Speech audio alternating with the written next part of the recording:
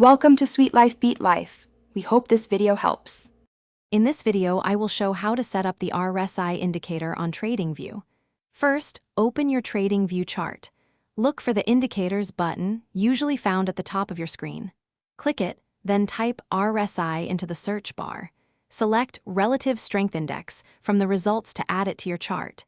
It's a straightforward process to get started. Once RSI is on your chart, click the small gear icon next to its name to open the settings. Here, you can customize its parameters. The most common length is 14 periods, but you can experiment.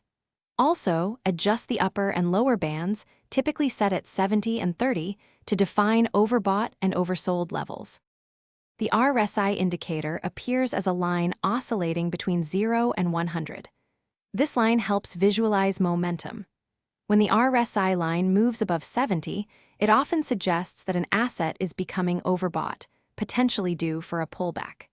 Conversely, if the line drops below 30, it indicates oversold conditions, hinting at a possible bounce. For more advanced analysis, consider combining RSI with other indicators like moving averages to confirm signals. Also, pay attention to divergence, where price makes a new high or low, but RSI does not, often signaling a potential reversal. Remember to check the description for a link to some fantastic leak-proof meal prep containers and other great deals.